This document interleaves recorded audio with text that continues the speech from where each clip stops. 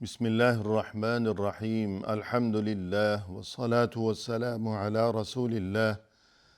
وعلی آلہ واصحابہ اجمعین اما بعد۔ ناظرین کرام، السلام علیکم ورحمۃ اللہ وبرکاتہ۔ مسلمان کے شب و روز کے عنوان سے اس پروگرام کے ہمراہ ہم آپ کی خدمت میں حاضر ہیں۔ آج کی اس ملاقات میں ہمارا موضوع گفتگو ہے آزمائش، اور اس سے قبل گزشتہ ملاقات کے موقع پر ہم نے اس سلسلے میں کچھ گفتگو کی تھی، اور ہم نے یہ تذکرہ کیا تھا کہ اللہ سبحانہ و تعالی نے انسان کو پیدا ہی کیا ہے آزمائش کے لیے۔ فرمایا قرآن کریم میں لِيَبْلُوَكُمْ أَيُّكُمْ أَحْسَنُ عَمَلًا، اللہ یہ چاہتا ہے کہ وہ تمہیں آزمائے کہ تم میں سے وہ کون ہے جو کہ اچھے کام کیا کرتا ہے۔ اور بقول اہل علم اچھے کام سے مراد یہ ہے کہ وہ کام جس میں دو خوبیاں پائی جاتی ہوں۔ ایک خوبی یہ کہ ما کان اخلصہ، اور دوسری خوبی یہ کہ وما کان اصوبہ، یعنی وہ کام جو کہ خالص اللہ کی رضا کے لیے انجام دیا جائے، اور دوسری خوبی یہ کہ وہ کام جو کہ درست ہو، خالص اللہ کی رضا کے لیے انجام دیا جائے، یعنی اس میں کوئی دکھاوا مقصود نہ ہو بلکہ نیت خالص ہو، اور جو کہ درست ہو یعنی رسول اللہ صلی اللہ علیہ وسلم کے طریقے کے مطابق وہ کام انجام دیا جائے۔ تو ہر وہ کام جس میں یہ دو خوبیاں پائی جاتی ہوں تو وہی اچھا کام ہے۔ تو یوں پہلی بات تو یہ ہو گئی آزمائش کے حوالے سے کہ اللہ نے ہر انسان کو اس آزمائش کے لیے پیدا فرمایا ہے کہ وہ کون انسان ہے جو کہ اچھے کام انجام دیا کرتا ہے، اور وہ کون ہے کہ جو برے کام کیا کرتا ہے۔ پھر اس کے بعد مزید یہ کہ زندگی کے اس سفر میں ہر انسان کے لیے آزمائشوں کے سلسلے ہیں۔ کبھی خوشی کے ذریعے آزمائش ہے اور کبھی غم کے ذریعے آزمائش ہے۔ تو انسان کے لیے خوشی بھی آزمائش ہے اور غم بھی آزمائش ہے، جیسا کہ قرآن کریم میں فرمایا وَنَبْلُوكُمْ بِالشَّرِّ وَالْخَيْرِ فِتْنَةً، ہم تمہیں آزماتے ہی رہیں گے، کبھی شر یعنی برائی کے ذریعے، تکلیف کے ذریعے، اور کبھی خیر یعنی بھلائی کے ذریعے۔ تو یہ آزمائشوں کے سلسلے کہ کبھی خیر کے ذریعے آزمائش اور کبھی شر کے ذریعے آزمائش۔ اللہ کبھی انسان کو آزماتا ہے کچھ دے کر، اور کبھی وہ آزماتا ہے کچھ واپس لے کر، اور مومن کی صورتحال ہمیشہ یہی رہا کرتی ہے کہ آزمائش خواہ وہ خوشی کے ذریعے ہو یا وہ غم اور پریشانی کے ذریعے ہو، مومن تو ہمیشہ کامیابی سے ہی ہمکنار ہوا کرتا ہے، کیونکہ اگر خوشی نصیب ہوتی ہے اسے تو اس پر وہ اللہ کا شکر ادا کیا کرتا ہے، اور یوں یہ خوشی اس کے لیے باعث خیر و برکت بن جایا کرتی ہے۔ اور یہ کہ اس خوشی کے ذریعے اور اس خوشی پر اللہ کا شکر ادا کرنے کی بدولت وہ اللہ کا مزید مقرب بن جایا کرتا ہے، جیسے کہ فرمایا قرآن کریم میں وَإِن تَشْكُرُوا يَرْضَهُ لَكُمْ، اگر تم اللہ کا شکر ادا کرتے رہو گے تو اس چیز کو اللہ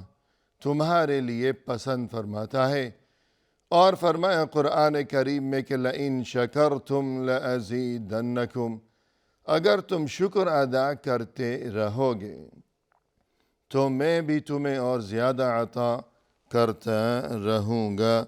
جبکہ پریشانی کے موقع پر مومن کی صورتحال یہ ہوا کرتی ہے کہ وہ اللہ کی رضا کی خاطر صبر سے کام لیا کرتا ہے، اور یوں وہ اللہ کی طرف سے بے حد و حساب اجر و ثواب کا حقدار بن جایا کرتا ہے۔ فرمایا قرآن کریم میں انما یوفی الصابرون اجرہم بغیر حساب، یقیناً صبر کرنے والوں کے لیے تو اللہ کی طرف سے بے حد و حساب اجر و ثواب ہے۔ اور اسی طرح فرمایا قرآن کریم میں ان اللہ مع الصابرین، یقیناً اللہ تو صبر کرنے والوں کے ساتھ ہے۔ تو آزمائش خواہ وہ خوشی کے ذریعے ہو یا وہ غم یا پریشانی کے ذریعے ہو، دونوں صورتوں میں مومن کی یہ صورتحال ہوا کرتی ہے کہ کامیابی ہے مومن کے لیے۔ لیکن جو کوئی غیر مومن ہے، خواہ وہ حقیقتاً کافر ہو، غیر مسلم ہو، یا اگرچہ بظاہر وہ مومن تو ہو لیکن اس کا ایمان حقیقی نہیں ہے، اس کا ایمان کمزور ہے، اس کے ایمان میں نقص ہے، تو اس کی صورتحال کچھ یوں ہوا کرتی ہے کہ خوشی کے ذریعے اگر آزمائش کا اسے سامنا ہو تو وہ اس پر اللہ کا شکر ادا کرنے کی بجائے وہ تکبر اور غرور میں مبتلا ہو جایا کرتا ہے، جیسا کہ قرآن کریم میں اللہ سبحانہ و تعالی نے ارشاد فرمایا ہے۔ فرمایا کہ یعرفون نعمت اللہ ثم ینکرونها، یہ لوگ پہچانتے ہیں اللہ کی نعمتوں کو، پھر اس کے باوجود یہ اس کا انکار کرتے ہیں، یہ ناشکری کیا کرتے ہیں۔ اور اسی طرح فرمایا قرآن کریم میں قال انما اوتیتہ علی علم عندی، اس نے یوں کہا کہ یہ تمام نعمتیں تو مجھے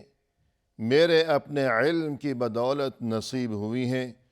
یعنی قرآن کریم میں سورۃ القصص میں قارون کا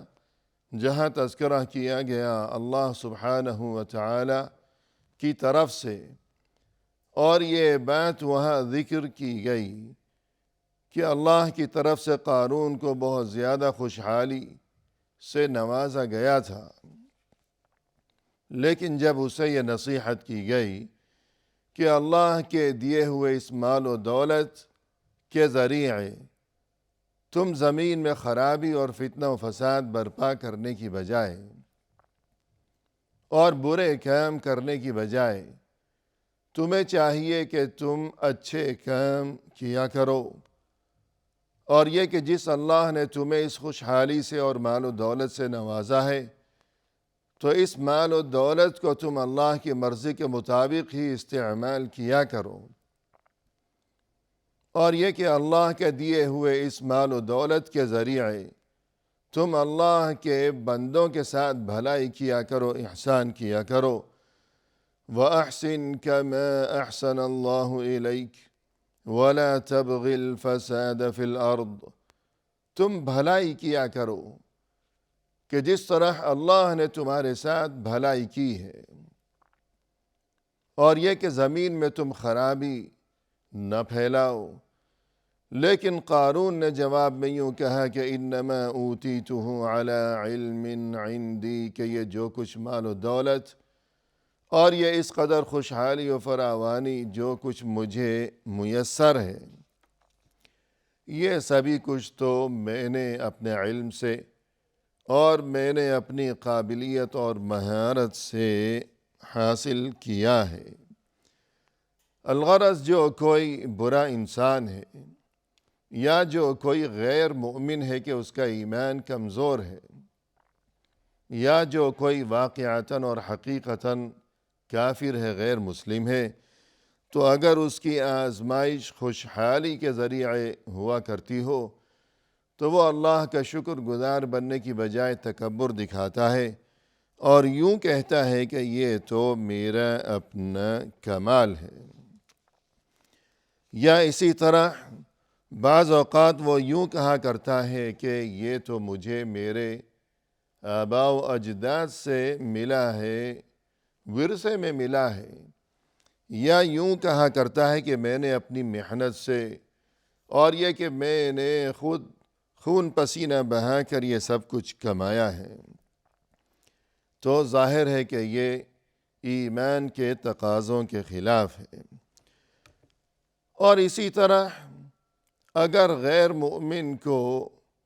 اگر پریشانی کے ذریعے آزمائش کا جب کبھی اسے سامنا ہوتا ہے تو وہ اس پر اللہ کی رضا کی خاطر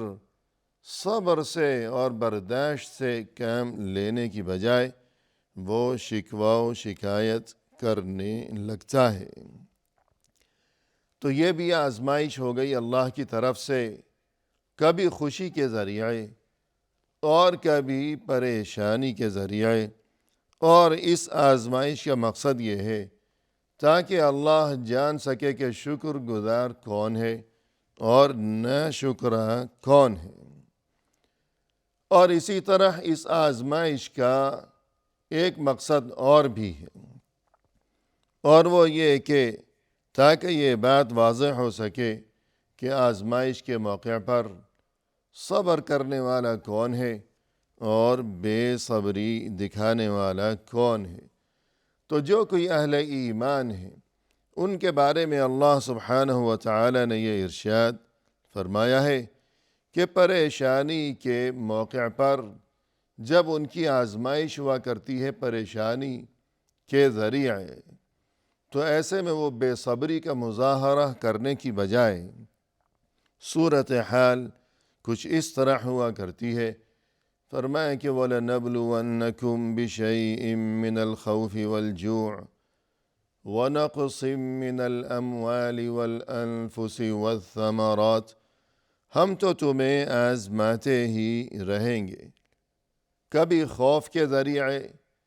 کہ یہ خوف یہ بھی اللہ کی طرف سے آزمائش ہے، کہ جس طرح خوف کی بجائے یہ امن و امان اور سکون و اطمئنان یقیناً یہ بہت بڑی نعمت ہے، تو اس کے برعکس بد امنی اور خوف میں مبتلا رہنا تو یہ بڑی پریشانی ہے یقیناً، اور یہ آزمائش ہے۔ تو فرمایا کہ ہم کبھی تمہیں آزمائش میں مبتلا کریں گے خوف کے ذریعے، اور کبھی بھوک کے ذریعے، اور کبھی اس طرح کے مالی نقصان یا جانی نقصان، یا یہ کہ پھلوں میں اور سبزیوں میں رزق میں کمی کے ذریعے ہم تمہیں آزمائیں گے۔ وَبَشِّرِ الصَّابِرِينَ، اے نبی صلی اللہ علیہ وسلم آپ خوشخبری سنا دیجئے صبر کرنے والوں کو، الذین اذا اصابتہم مصیبہ، کہ جب انہیں کوئی پریشانی پہنچتی ہے، جب کسی مصیبت کا انہیں سامنا کرنا پڑتا ہے، قالوا، تب وہ یوں کہتے ہیں، انا للہ و انا الیہ راجعون، یقیناً ہم تو اللہ ہی کے لیے ہیں اور یقیناً ہم اسی کی طرف لوٹ کر جانے والے ہیں۔ اولئک علیہم صلوات من ربہم ورحمہ واولئک هم المہتدون، یہی وہ لوگ ہیں کہ جن کے لیے ان کے رب کی طرف سے رحمتیں ہیں، اور یہی وہ لوگ ہیں جو کہ ہدایت کے راستے پر ہیں۔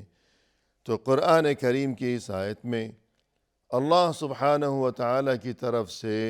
یہ بات بتائی گئی کہ آزمائشوں کے سلسلے تو چلتے ہی رہیں گے۔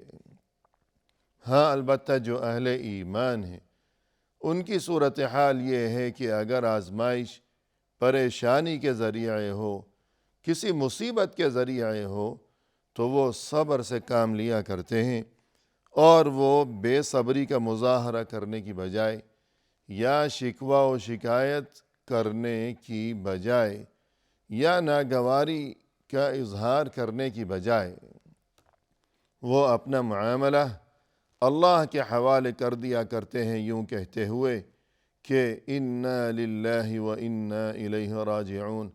ہم خود بھی اللہ ہی کے لیے ہیں اور یہ کہ اللہ ہی کی طرف ہم لوٹ کر جانے والے ہیں۔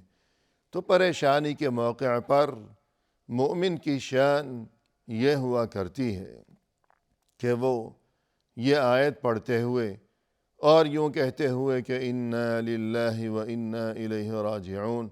وہ خود کو اپنے اللہ کے حوالے کر دیا کرتا ہے کہ اس میں یعنی اِنَّا لِلَّهِ وَإِنَّا إِلَيْهِ راجعون یہ آیت اور پریشانی کے موقع پر اس آیت کی تلاوت کرنا اور اس کے معنی و مفہوم میں غور و فکر کرتے رہنا، تو اس چیز میں مومن کے لیے بڑی تسلی کا سامان پوشیدہ ہے۔ اور اگر اس آیت کے معنی و مفہوم میں غور کیا جائے تو اس آیت میں گویا کہ دو باتوں کی طرف انسان کو متوجہ کیا گیا ہے۔ پہلی بات تو یہ ہے کہ انسان اس چیز کو تازہ کرے اور اس چیز کا استحضار کرے اپنے دل میں، اپنے ذہن میں، کہ اِنَّا لِلَّهِ، کہ ہم سبھی تو اللہ ہی کے لیے ہیں، ہم اللہ کی ملکیت ہیں اور اللہ ہمارا مالک ہے، اور وہ جو چاہے اپنی ملکیت میں تصرف کرتا رہتا ہے، اور دوسری بات یہ کہ ہم آخر اسی کی طرف لوٹ کر جانے والے ہیں۔ تو اس آیت میں ان دو حقیقتوں کی جانب اہل ایمان کو اللہ کی طرف سے متوجہ کیا گیا ہے۔ تو اس سلسلے میں مزید تفصیل کے ہمراہ انشاءاللہ ہم دوبارہ ناظرین کرام آپ کی خدمت میں حاضر ہوں گے۔ اس وقت تک کے لیے فی امان اللہ، وآخر دعوانا ان الحمد للہ رب العالمین۔